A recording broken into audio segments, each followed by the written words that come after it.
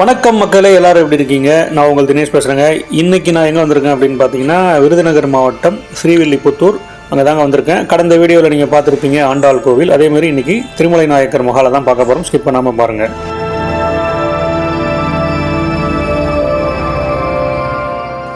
மதுரையில் எப்படி நீங்கள் திருமலை நாயக்கர் அரண்மனை பார்த்துருப்பீங்களோ அதே மாதிரி இந்த ஸ்ரீவில்லிபுத்தூர்லேயும் இந்த அரண்மனை இருக்குங்க. இது வந்து ஒரு மினி அரண்மனை அப்படின்னு கூட சொல்லலாம். திருமலை நாயக்கர் வந்து மதுரையிலிருந்து ஆண்டாள் கோவிலை தரிசனம் பண்ண இந்த ஸ்ரீவில்லிபுத்தூருக்கு வரும்பொழுது அவர் தங்கக்கூடிய ஒரு இடம் தான் இந்த அரண்மனை. விருதுநகர் மாவட்டத்தில் இருக்கக்கூடிய இந்த ஸ்ரீவில்லிபுத்தூரில் இந்த மினி நாயக்கர் மஹால் வந்து தொல்லியல் துறையால் பாதுகாக்கப்பட்டு வருது. 7ஆம் எட்வர்ட் மன்னருடைய முடிசூட்டு விழாவில் வைக்கப்பட்ட ஒரு கல் தூணு தான் இப்போ நீங்கள் பார்த்துட்டு இருக்கீங்க. நினைவு சின்னமாக வாசல்லே வச்சுருக்காங்க. 400 வருஷம் பழமையான ஓவியங்கள்லாம் இருக்குதுன்னு சொல்கிறாங்க. அது இன்றைக்கி நம்மளால் பார்க்க முடியுதுன்னு சொல்கிறாங்க. அதெல்லாம் நம்ம இன்றைக்கி பார்க்க போகிறோம். உள்ளே இருக்கக்கூடிய இந்த திருமலை நாயக்கர் மஹாலை வந்து பல விழாக்களுக்கு வந்து பயன்படுத்தியிருக்கிறாரு திருமலை நாயக்கர் மன்னர். ஆண்டாள் கோவிலுக்கு அவர் செய்யக்கூடிய அந்த சிறப்பு சேவைகள் எல்லாமே இங்கிருந்து தான் செஞ்சாங்க அப்படின்றதெல்லாம் சொல்கிறாங்க. இந்த அரண்மனைக்குள்ளே நம்ம நுழையும் போது மிக பிரம்மாண்டமான தாழ்வாரங்களும் தூண்களும் நம்மளை வந்து வரவேற்குதுங்க. வெளியில் வந்து நோட்டீஸ் போர்டு வச்சு அந்த டீட்டெயிலாம் கொடுத்துருக்காங்க. வரலாற்று விஷயங்கள்லாம் நம்மளால் படித்து தெரிஞ்சுக்க முடியும். நம்ம மக்கள் நிறைய பேருக்கு மதுரையில் இருக்கக்கூடிய திருமலை நாயக்கர் மஹாலை தாங்க தெரியும். ஏன்னா அவ்வளோ பிரம்மாண்டமானது. ஆனால் ஸ்ரீவில்லிபுத்தூருக்கு வந்தீங்கன்னா ஆண்டாள் கோவிலை மட்டும்தான் பார்க்குறாங்க. ஆனால் இங்கேயும் ஸ்ரீவில்லிபுத்தூரில் ஒரு திருமலை நாயக்கர் மன்னருடைய மஹால் இருக்குது. இதை நீங்கள் விசிட் பண்ணோன்னா பே பண்ணிட்டு தான் பார்க்குற மாதிரி இருக்கும். 14 வயதுக்கு உட்பட்ட குழந்தைங்களுக்கு வந்து ஃப்ரீயாக தாங்க என்ட்ரி. பெரியவங்களுக்கு வந்து 25 ரூபா வாங்குறாங்க. ஃபாரினர்ஸ்க்கு வந்து ஒரு 300 ருபீஸ் வரைக்கும் சார்ஜ் பண்ணுறாங்க. இந்த திருமலை நாயக்கர் மஹால் ஸ்ரீவில்லிபுத்தூரில் இருக்கிறது வந்து திருமலை நாயக்கர் மஹால் இல்லை அப்படின்ற கருத்தும் இருக்குது. ஆனால் இந்த ஊர் மக்களை கேட்டால் இதுவும் ஸ்ரீவில்லிபுத்தூர் மஹால் தான், அரண்மனை அப்படின்னு சொல்லுவாங்க. அது அந்த கான்ட்ரவர்சிக்குள்ளே நம்ம போக வேணாம். சில பேர் வந்து இது ஒரு மினி மஹால், திருமலை நாயக்கர் மஹாலே இது மினி மஹால் அப்படின்ற பேர்லையும் சொல்கிறாங்க. ஆனால் இந்த இடத்துல பாருங்கள், அரண்மனை ஸ்ரீவில்லிபுத்தூர்னு இருக்குது. இதை நம்ம வந்து ஃபுல் டீட்டெயிலே உள்ளே போய்ட்டு நம்ம தெரிஞ்சுக்கிறதுக்கு முன்னாடி சில விஷயங்கள்லாம் வாசல்லே இருந்துச்சு.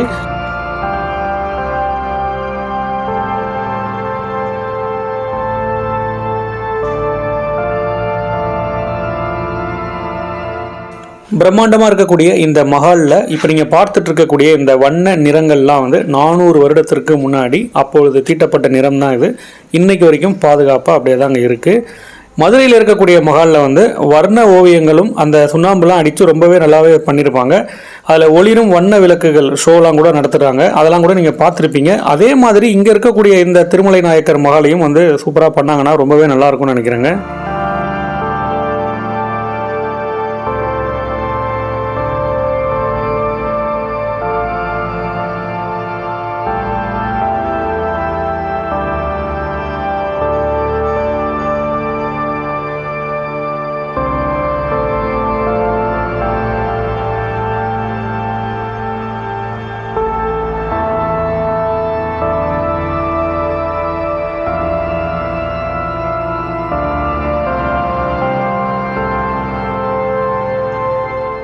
அந்த காலத்தில் வாழ்ந்த பெண்களுடைய ஆடை அணிகலன்களுடைய சிறப்புகளெல்லாம் வந்து இங்கே வந்து டிஸ்பிளே பண்ணி வச்சுருக்காங்க.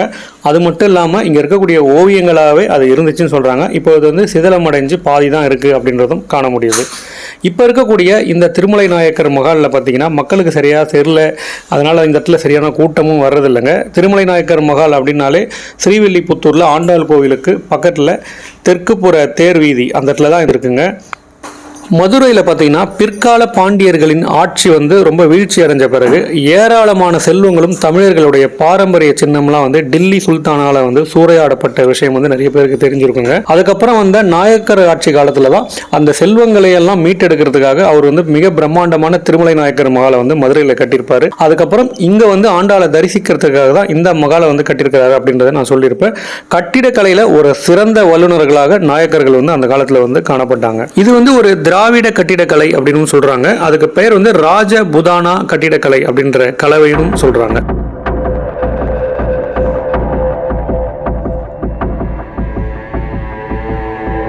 இந்த வெளியில் இருக்கக்கூடிய இந்த கதவுகள் வந்து பல நேரங்கள் வந்து பூட்டி இருக்கும். நான் வந்து நேரத்தில் நல்ல வேலை திறந்துருந்தாங்க. நான் உள்ளே போயிட்டு ஃபுல்லாகவே சுற்றி பார்த்தேங்க.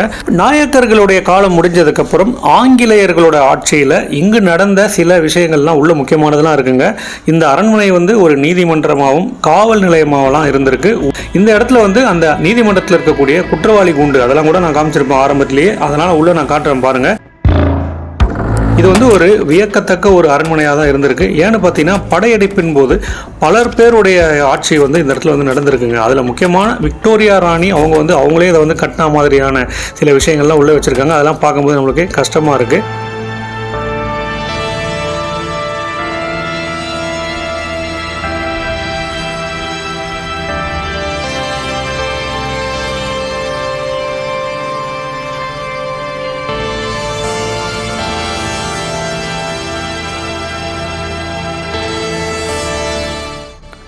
கோவில் திருப்பணி மற்றும் தங்குமிடமாக இதை பயன்படுத்திய நாயக்கர்கள் அவங்க விட்டு சென்றதுக்கப்புறம் பிற்காலத்தில் வந்து ஆங்கிலேயர்கள் வந்து இதை டோட்டலாகவே மாற்றி வச்சுருந்தாங்க. இங்கே வந்து நான் சொன்ன மாதிரி காவல் நிலையம் மற்றும் நீதிமன்றம்லாம் இருந்திருக்குன்னு சொல்கிறாங்க. குறிப்பாக ஒரு செவி வழி செய்தி என்னன்னு பார்த்தீங்கன்னா, இங்கே சிறைச்சாலைகள்லாம் கூட இருந்திருக்கு. அது நாளடைவில் பூட்டப்பட்டு இப்போ வந்து அது திறக்கப்படாத நிலையிலையும் இருக்குதுன்னு சொல்கிறாங்க. இருந்தாலும் அதெல்லாம் வந்து இன்றைக்கி வரைக்கும் வந்து எந்தவித எவிடன்ஸும் இல்லை அப்படின்றதால இதை வந்து கரெக்டாக நம்ம சொல்ல முடியாது. உள்ளூர் வாசிகள் கரெக்டாக உங்களுக்கு தெரிஞ்சால் சொல்லுங்கள். இங்கே சிறைச்சாலைகள்லாம் இருந்திருக்கிறதா அப்படின்றத நீங்கள் தெரிஞ்சால் கமெண்ட்டில் சொல்லுங்கள்.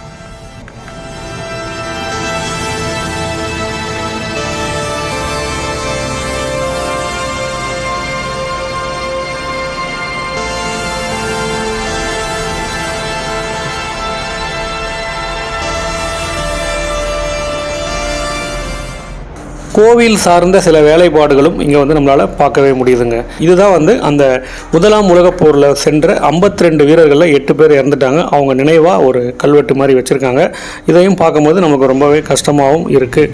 இன்றைக்கி வரைக்கும் நம்ம ஆர்மிக்கெலாம் வந்து சல்யூட் பண்ணணுங்க. அந்த காலத்திலேருந்தே நம்ம நாட்டுக்காக யாரோ ஒருத்தர் உயிர் தியாகம் செஞ்சுட்டு தான் இருக்காங்க.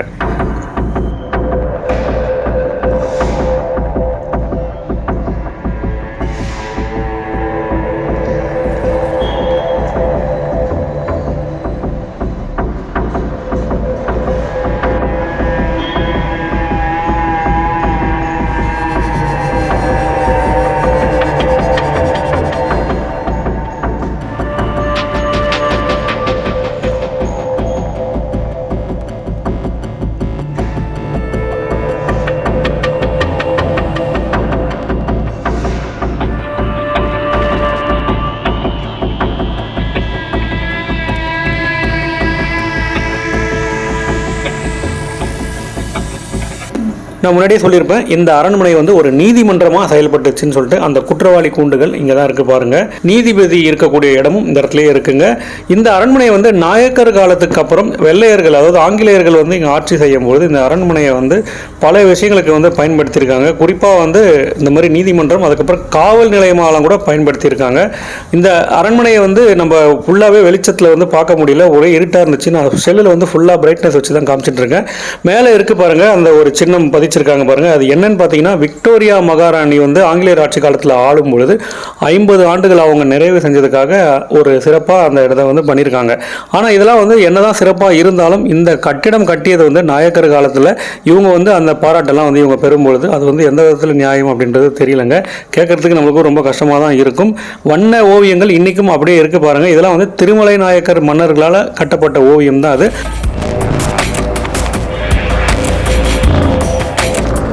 இந்த பேலஸை வந்து சுமார் ஒரு 26 வருடங்களாக வந்து திருமலை நாயக்கர்கள் வந்து கட்டியிருக்காங்க.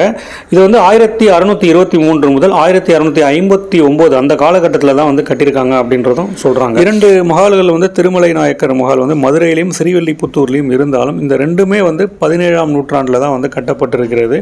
கரெக்டான தகவல்னு பார்த்தீங்கன்னா, ஒன்று வந்து மதுரையில் இருக்கிறது 1636 அப்படின்னும் வந்து இருக்கும்.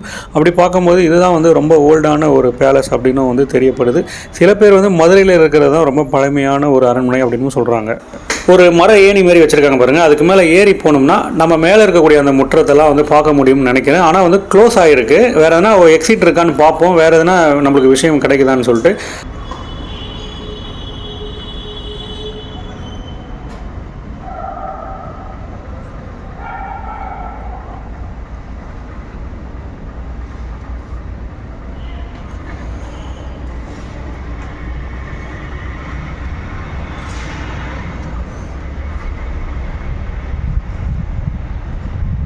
மேலே வந்து ஏறி பார்க்கும்பொழுது ஃபுல்லாக வந்து க்ளோஸ் பண்ணியிருக்காங்க கம்பியால் போட்டு. இதெல்லாம் வந்து அந்த காலத்திலே பண்ணியிருக்காங்களா இல்லை இப்பொழுது தான் பண்ணியிருக்காங்களா அப்படின்றதும் சரியாக தெரிலங்க.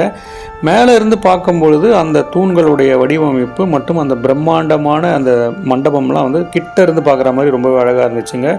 நம்ம வந்து அடுத்து என்ன பார்க்க போகிறோம்னு பார்த்தீங்கன்னா, இந்த நீதிமன்றத்துடைய ரெக்கார்ட் ரூம்லாம் வந்து பூட்டப்பட்ட நிலையில் இன்றைக்கி வரைக்கும் வந்து ரொம்ப பழமையான நிலையில் இருக்குது அப்படின்னு சொல்கிறாங்க. ரொம்பவே பார்க்கவும் ரொம்ப பயமாக இருக்கும்னு நினைக்கிறேன். ஏன்னா ரொம்ப இருட்டான ரூம் அது. அதையும் நம்ம இப்போ பார்க்க போகிறோம்.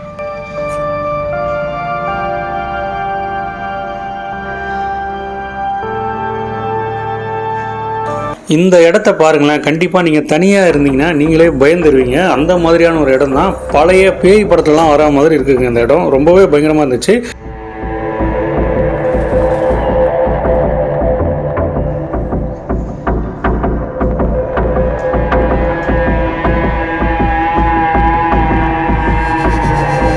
சரியான கைடு ஒருத்தர் வந்து இந்த திருமலை மஹால் நாயக்கர் மஹாலில் இருந்தாங்கன்னா ரொம்பவே நல்லாயிருக்கும்னு நினைக்கிறேன். சூப்பராக இருந்துச்சுங்க. இந்த மஹால் வந்து பழைய நினைவுக்கு நம்மளை வந்து கொண்டு போகிற அளவுக்கு, அதாவது அந்த காலத்துலாம் எப்படி இருந்திருக்காங்க பாருங்கள். ஒரு தூண்களும் அந்த டிசைன்லாம் எப்படி பண்ணியிருக்காங்க, அந்த மேற்கூரைகளுடைய அந்த உயரம் எல்லாமே சூப்பராக இருந்துச்சு.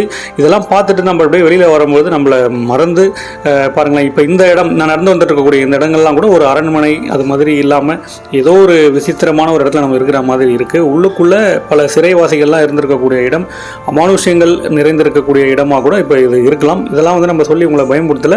இருந்தாலும் திருமலை நாயக்கர் மன்னர் வந்து கோவிலுடைய திருப்பணிக்காக தான், அவர் வந்து தங்கறதுக்காக தான் கட்டப்பட்ட ஒரு இடம்.